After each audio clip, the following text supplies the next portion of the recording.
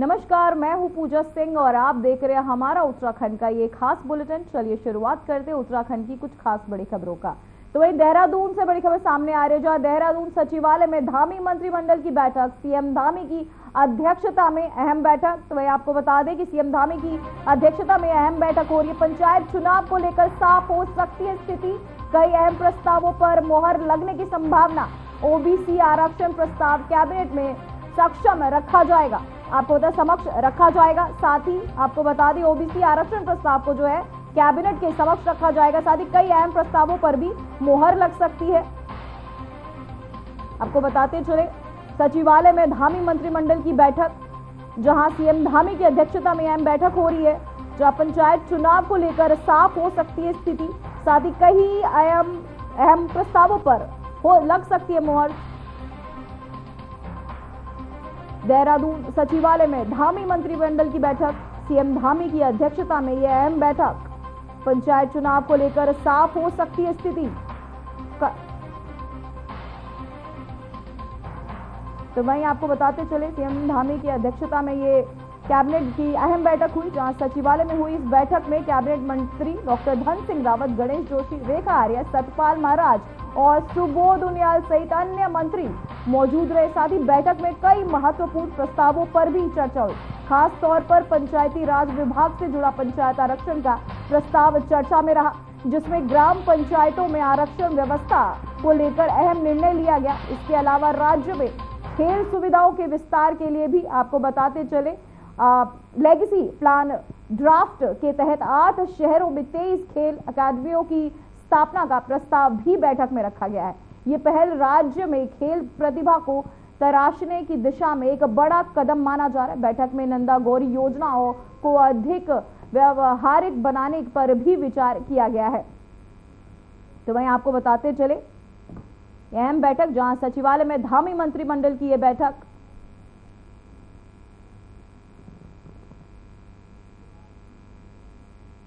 तो इसी खबर पे आशीष डोभाल हमारे संवाददाता जुड़ गए। आशीष, बैठक में क्या और अहम फैसले लिए गए? जी पूजा, आज धामी कैबिनेट की बैठक की सचिवालय में सुबह 11 बजे से शुरू हो गई थी। तो इसमें 12 अहम प्रस्ताव जो है चर्चा के लिए कई प्रस्ताव रखे गए थे, लेकिन 12 प्रस्ताव पर मोहर लगी है। इसमें जो है शहरी विकास विभाग का एक प्रस्ताव है, जिसमें जो है 859 पर्यावरण मित्रों को मृतक आश्रित कोटे में रखने का निर्णय लिया गया है। इसके अलावा जो परिवहन विभाग में जो प्रस्ताव पास हुआ है, इसमें पेट्रोल, डीजल और सीएनजी बैटरी वाली जो गाड़ियां थी, उनकी सब्सिडी को एसएमए अकाउंट में रखने का निर्णय लिया गया है। इन गाड़ियों में जो ऐसी गाड़ियां हैं जिनकी कीमत अधिकतम 15 लाख है। इसके अलावा जो परिवहन विभाग का ही एक और फैसला है, जिसमें इलेक्ट्रिक गाड़ियों का टैक्स पहले माफ नहीं था, जो हाइब्रिड गाड़ियां थी उसका टैक्स भी उत्तराखंड में माफ किया गया है। अन्य राज्यों में ये टैक्स पहले से माफ थे, तो रजिस्ट्रेशन दूसरे राज्यों में लोग करवा रहे थे।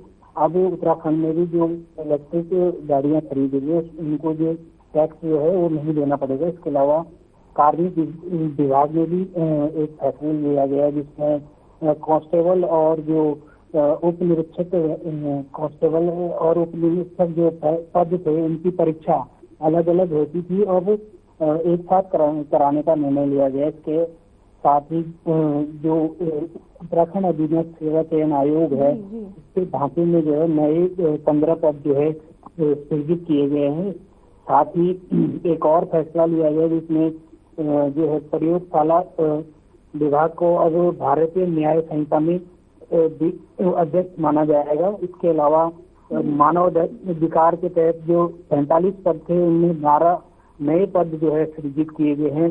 साथ ही पर्यटन विभाग की 4 महत्वपूर्ण योजनाओं को भी कैबिनेट में मंजूरी मिली है, जिसमें बद्रीनाथ मास्टर प्लान योजना जो है मंजूर की गई है। यहाँ पर जो कार्य होने हैं, सौंदर्यीकरण के कार्य होने हैं। इसके अलावा जो वित्त विभाग है, उसमें जो है ओल्ड पेंशन स्कीम और नई पेंशन स्कीम जो है पुरानी सेवा को भी जोड़ते हुए इसका लाभ मिलेगा, ऐसा निर्णय लिया गया। जी आशीष, क्या पंचायत चुनाव को लेकर कुछ खास फैसले लिए गए? नहीं, पंचायत चुनाव का ऐसा कोई प्रस्ताव इस बैठक में पास नहीं हुआ है। जी रखा जरूर गया था, लेकिन 12 प्रस्ताव ही कैबिनेट में पास हुए हैं। जी धामी कैबिनेट की अहम बैठक स्वास्थ्य और पर्यटन समेत कई प्रस्तावों पर मुहर लगी, से लेकर आप क्या कहना चाहेंगे? बिल्कुल, कई ऐसे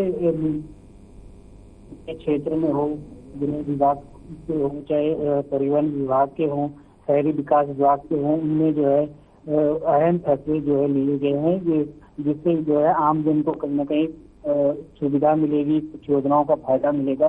तो ऐसे जो है निर्णय कैबिनेट में लिए जाएंगे। जी 12 प्रस्तावों पर मुहर लगी है, इस पर आप थोड़ा प्रकाश डालें। बिल्कुल, 12 जो प्रस्ताव रखे गए थे उसमें मुहर लगी है। इसमें पर्यावरण मित्रों का जो आखिरी कोटा था, उसमें जो है 859 पद जो है उनके तहत जो है भरे जाएंगे, ऐसा निर्णय लिया गया है। इसके अलावा जो सब्सिडी जो पेट्रोल डीजल गाड़ियों की थी, सीएनजी बैटरी वाली गाड़ियों की थी, इसको एसएनए अकाउंट में रखने का निर्णय लिया गया है। साथ ही जो इलेक्ट्रिक वाहन थे, उन पे पहले सब्सिडी उत्तराखंड में नहीं मिलती थी, रजिस्ट्रेशन जो करते थे बाहर के राज्यों में लोग करवाते थे। इसको देखते हुए जो है ये फैसला लिया गया कि अब उत्तराखंड में भी जो इलेक्ट्रिक व्हीकल खरीदेगा उसमें टैक्स जो है नहीं देना पड़ेगा। साथ ही जो पद थे, जो उप निरीक्षक और कांस्टेबल की इनकी अलग अलग परीक्षा होती थी, अब एक साथ इनका जो है एग्जाम होगा, ऐसा निर्णय लिया गया है। इसके अलावा जो यूके SSSC में इसके ढांचे को जो है बढ़ाया गया है, 62 पद थे पहले, अब 15 नए पद इसमें जो है सृजित किए गए हैं, ऐसा निर्णय कैबिनेट में लिया गया है। साथ ही जो गृह विभाग में 47 पद थे, 12 नए पद इसमें जो है सृजित किए गए हैं। जी ओबीसी का भी प्रस्ताव रखा गया, मतलब समक्ष रखा गया, ओबीसी आरक्षण प्रस्ताव को भी कैबिनेट के समक्ष रखा गया। साथ ही आप कुछ हम जानना चाहेंगे, इस पर आप प्रकाश डालिए थोड़ा। जी, ओबीसी का तो कोई प्रस्ताव नहीं रखा गया था। जो 12 प्रस्ताव रखे गए थे प्रस्ताव के वो कैबिनेट के समक्ष रखे गए। जी, आरक्षण का तो कोई प्रस्ताव इसमें निर्णय में नहीं सामने बताया है। जो पहले बगोली में सचिव मनीष ने जानकारी दी है, बैठक में 12 प्रस्तावों पर मुहर लगी थी। जी सीएम धामी ने खेल को लेकर कई प्रस्ताव पारित किए। लगातार धामी सरकार खेल को बढ़ावा देने के लिए पहल करते रहे, इस पर आप क्या कहना चाहेंगे? बिल्कुल, खेल को लेकर धामी सरकार पहले से निर्णय लेती रही है, और जो खिलाड़ी हैं उनको आरक्षण भी दिया जा रहा है। नौकरियों में आरक्षण की बात हो, चाहे उनको सुविधाएं देने की बात हो, जो मेडल लेके आते हैं राष्ट्रीय स्तर के हो, अंतर्राष्ट्रीय स्तर के, और नेशनल जो गेम्स में अब ऐसा भी निर्णय लिया गया, जो भी खिलाड़ी अगर नेशनल गेम्स जीत कर आता है उनको भी जो है नौकरी में जो है वरीयता दी जाएगी। ऐसा निर्णय भी धामी सरकार ने लिया है। जी बहुत बहुत धन्यवाद आपका आशीष, तमाम जानकारी के लिए।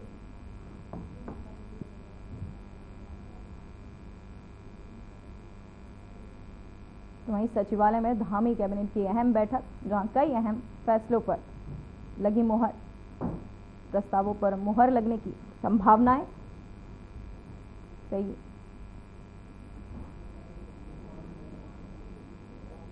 तो वहीं मुख्यमंत्री पुष्कर सिंह धामी ने कहा कि उत्तराखंड सरकार जनता को स्वच्छ, पारदर्शी और जवाबदेह शासन देने के लिए पूरी तरह प्रतिबद्ध है। साथ ही उन्होंने कहा कि उत्तराखंड को भ्रष्टाचार मुक्त करेंगे और भ्रष्टाचार पर सख्त कार्यवाही और बेहतर प्रशासनिक व्यवस्था सरकार की प्राथमिकता है। सीएम ने यह भी स्पष्ट किया कि देवभूमि की गरिमा को बनाए रखना, विकास के साथ पारदर्शिता सुनिश्चित करना और जनता का विश्वास कायम रखना सरकार की मुख्य जिम्मेदारी है। हमारा स्पष्ट मत है, देवभूमि में किसी भी कीमत पर भ्रष्टाचार को बर्दाश्त नहीं किया जाएगा। जनता को स्वच्छ एवं पारदर्शी शासन मिले, व्यवस्थाएं मिले, इसके लिए हम प्रतिबद्ध हैं, संकल्पबद्ध हैं। आदरणीय प्रधानमंत्री जी का जो बाबा केदार की भूमि से उन्होंने पूरे उत्तराखंड वासियों को और देशवासियों को संदेश दिया था, उनके मुख से शब्द निकले थे बाबा केदार के धाम में कि 21वीं सदी का तीसरा दशक उत्तराखंड का दशक होगा। हम आदरणीय प्रधानमंत्री जी के उक्त कथनों को साकार करने के लिए निरंतर प्रयास कर रहे हैं। उसके लिए स्वच्छ एवं पारदर्शी व्यवस्था स्थापित करेंगे और उत्तराखंड को भ्रष्टाचार मुक्त करेंगे। तो वहीं हरिद्वार नगर निगम की जमीन खरीद में हुए घोटाले पर बड़ी कार्रवाई हुई।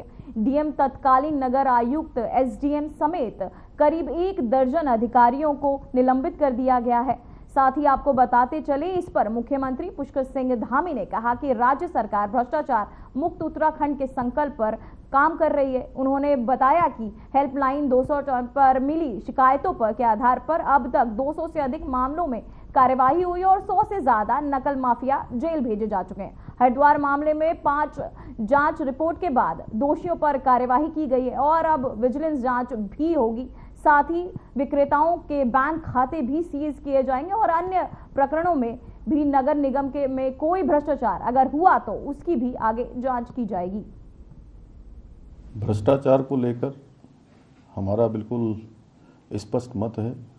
हमारी नीति बिल्कुल जीरो टॉलरेंस की है। किसी भी कीमत पर देवभूमि में भ्रष्टाचार स्वीकार नहीं किया जाएगा। हमारी सरकार भ्रष्टाचार को जड़ से समाप्त करने के लिए लगातार काम कर रही है और हमने भ्रष्टाचार को समाप्त करने के लिए 100 से भी ज़्यादा नकल के मामले में फैले भ्रष्टाचार को पूरी तरह से समाप्त करके जड़ से समाप्त किया और 100 से ज़्यादा नकल माफियाओं को जेल की सलाखों के पीछे भेजा। इसके अलावा भ्रष्टाचार के अन्य मामलों में भी 200 से अधिक लोगों को अभी तक 1064 जो हमारा टोल फ्री नंबर है, उस टोल फ्री नंबर पर शिकायत मिलने पर गिरफ्तार किया गया विजिलेंस के द्वारा।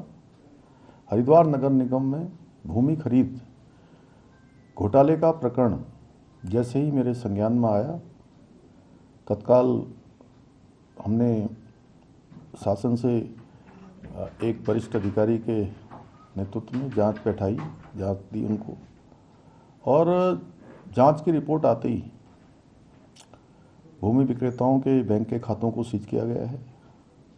कई अन्य कर्मचारी जो इसमें संलिप्त पाए गए हैं प्रारंभिक रिपोर्ट में।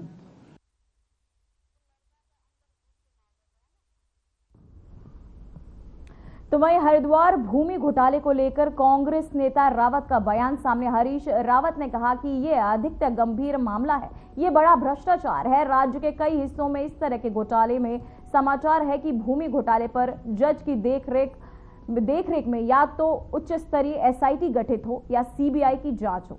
जो भी जांच हो वह कोर्ट की देखरेख में होनी चाहिए।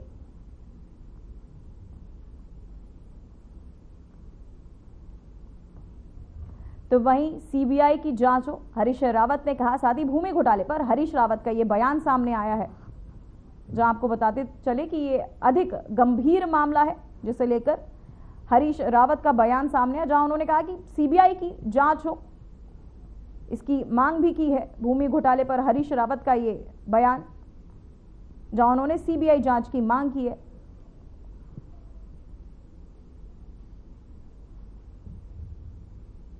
तो वहीं उत्तराखंड सरकार ने आगामी 23 जून को विश्व ओलंपिक दिवस के अवसर पर देश भर में बड़े पैमाने पर खेल आयोजन की योजना बनाई है। इस संदर्भ में मंगलवार को विधानसभा भवन में खेल मंत्री रेखा आर्या की अध्यक्षता में एक बैठक आयोजित की गई, जिसमें खेल विभाग के अधिकारियों और उत्तरांचल ओलंपिक संघ के पदाधिकारियों ने भाग लिया। बैठक में खेल मंत्री रेखा आर्या ने अधिकारियों को निर्देश दिए कि ओलंपिक खेलों के प्रति प्रदेश के युवाओं को प्रेरित करने के उद्देश्य से जिला और राज्य स्तर पर खेल प्रतियोगिताओं की आयोजन किया जाए। साथ ही उन्होंने कहा कि इस अवसर पर सभी जनपदों में खेल प्रतियोगिताएं आयोजित की जाएं और एक स्थान पर राज्य स्तरीय कार्यक्रम भी आयोजित किया जाए।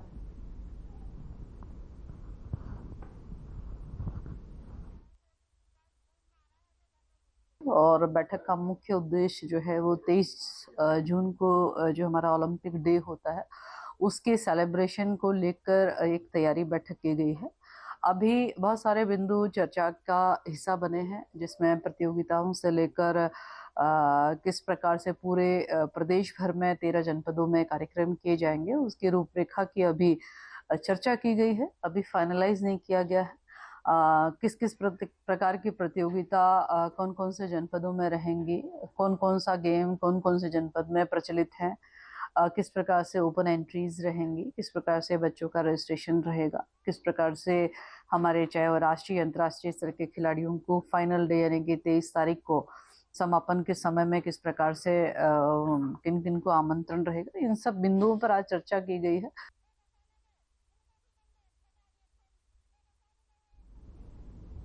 तो वहीं देहरादून में जिलाधिकारी सबीन बंसल की अध्यक्षता में ऋषिपर्णा सभागार में जन्म मृत्यु पंजीकरण के अंतर विभागीय समन्वय समिति की बैठक हुई है। तो वहीं डीएम ने अधिकारियों को निर्देश दिए कि पंजीकरण प्रक्रिया में जनता को किसी भी प्रकार की परेशानी न हो और कोई बैकलॉग न रखा जाए। सरकारी और निजी अस्पतालों को मृत्यु के कारण का प्रमाण पत्र सही तरीके से भरना अनिवार्य किया गया। साथ ही नियमों का उल्लंघन करने पर कड़ी कार्यवाही का निर्देश भी दिया गया है।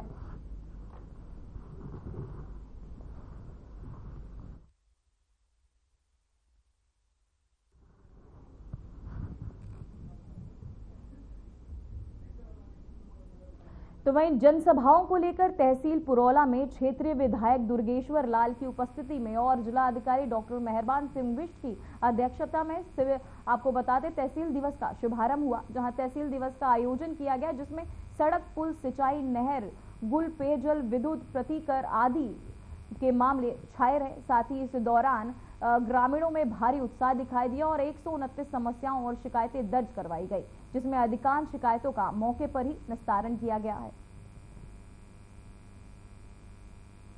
तो इन जिलाधिकारी ने तुरंत कार्यवाही के निर्देश दिए। साथ ही तहसील दिवस में ग्रामीणों की भागीदारी रही, जहां उनकी समस्याओं का शिकायतें सुनी गई, साथ ही उनके समस्याओं का निस्तारण भी तुरंत किया गया। वहीं जिलाधिकारी ने को बताते चले तुरंत कार्यवाही के निर्देश भी दिए। तहसील दिवस में ग्रामीणों की भागीदारी, जहां उन्होंने विधायकों आपको समक्ष अपनी शिकायतें रखी, साथ ही समाधान भी किया गया।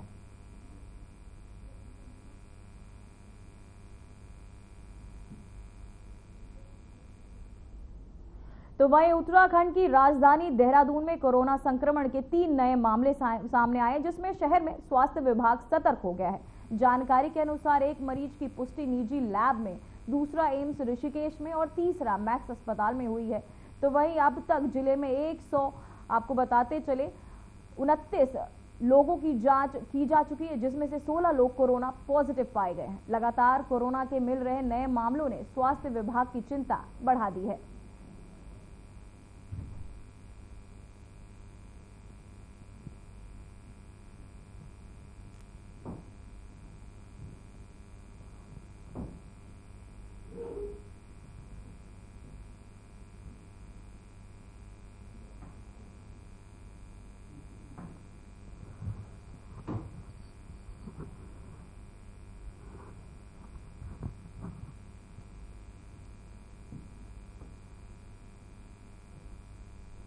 तो वही खबर सामने आ रही है, जहां उत्तराखंड में अगले 3 घंटे के लिए येलो अलर्ट जारी किया गया है। लगातार उत्तराखंड का मौसम बदलता हुआ देहरादून, पौड़ी, टिहरी, हरिद्वार में येलो अलर्ट जारी। बिजली चमक, तूफान आने की संभावना। जिलों में अधिकतर हिस्सों में बारिश का अलर्ट, बारिश और तेज हवाओं के चलने की संभावना। 6 जून तक प्रदेश में मौसम बदलाव संभव। 7 से 9 जून तक उत्तराखंड में मौसम शुष्क रहेगा। अभी हो रही प्री मॉनसून की बारिश 10 जून को राज्य में मॉनसून दस्तक दे सकता है। तो वह उत्तराखंड में लगातार बारिश, साथ ही 10।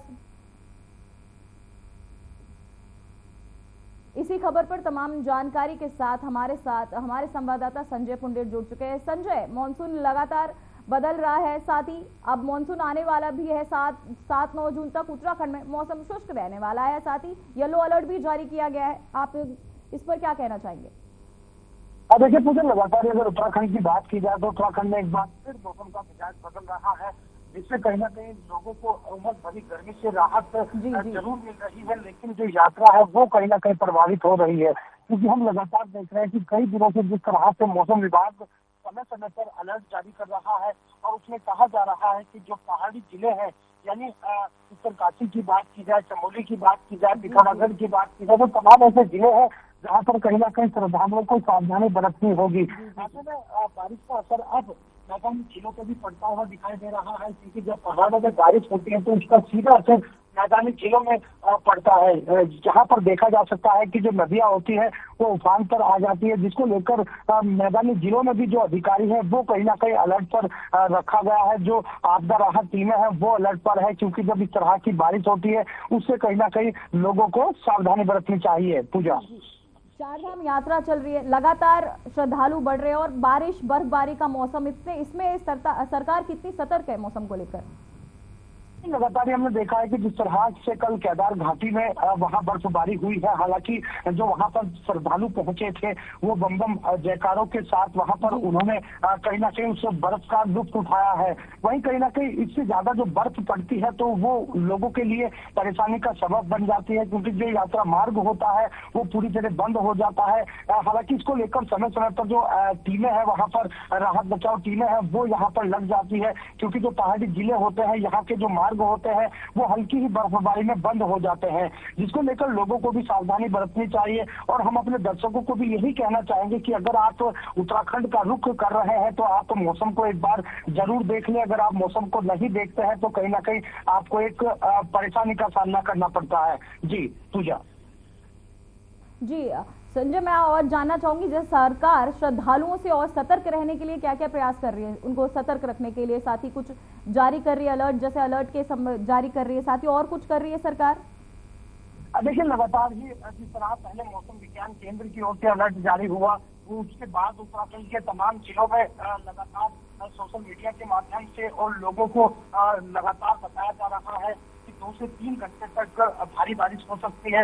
इसके साथ ही जो तेज आंधी तूफान है वो भी चल सकता है, लोगों को समय समय पर बताया जा रहा है। और साथ ही साथ जो यात्रा मार्ग है वहाँ पर जो टीमें है वो तैनात इन दिनों की हुई है, क्योंकि जो यात्री है वो कहीं ना कहीं भारी संख्या में उत्तराखंड का रुख कर रहे हैं। उसमें बाबा बद्रीनाथ की बात की जाए, केदारनाथ की बात की जाए, या फिर गंगोत्री, यमुनोत्री या फिर हेमकुंड की बात की जाए, तो तमाम जो लोग हैं, श्रद्धालु है, वो इन दिनों उत्तराखंड में पहुंच रहे हैं। तो लोगों को खुद भी सावधानी से चलना होगा, क्योंकि जो मैदानी जिलों के जो ड्राइवर होते हैं, चालक होते हैं, वो कहीं ना कहीं जब पहाड़ों में पहुंचते हैं तो वो कहीं ना कहीं अनकंफर्टेबल महसूस करते हैं, यानी उन्हें वाहन चलाने में दिक्कतों का सामना करना पड़ता है।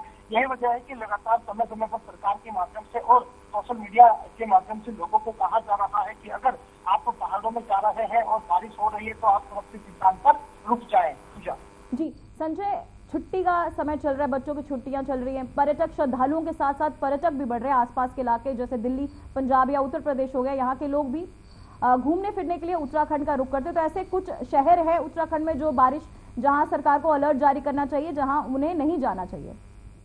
देखिए, सबसे पहले आपको बता दें, मसूरी की बात की जाए, धनौल्टी की बात की जाए, क्योंकि ये वही पर्यटक स्थल है जहाँ पर इन दिनों जो लोग होते हैं यहाँ पर अपना अच्छा समय बिताने के लिए पहुंचते हैं। साथ ही साथ जिस तरह से आपने जिक्र किया है कि जो बच्चों की छुट्टी पड़ी है, तो यही चाहता है कि बच्चों को घुमाने फिराने के लिए लेके जाए। तो यही वजह है कि देश के कोने कोने से जो पर्यटक है, श्रद्धालु है, वो इन दिनों भारी संख्या में उत्तराखंड पहुंच रहे हैं। तो ऐसे में जो पर्यटक मुख्य पर्यटक स्थल है वहाँ पर भी लगातार अलर्ट जारी कर रखा है और लोगों को कहा जा रहा है कि आपको सावधानी बरतनी होगी, क्योंकि जब इस तरह की बारिश होती है लोगों की जान पर भी कहीं ना कहीं बन जाती है। तो लोगों को सावधान रहना होगा, वो सभी तभी सुरक्षित रह सकते हैं। पूजा जी, बहुत बहुत धन्यवाद संजय आपकी तमाम जानकारी के लिए।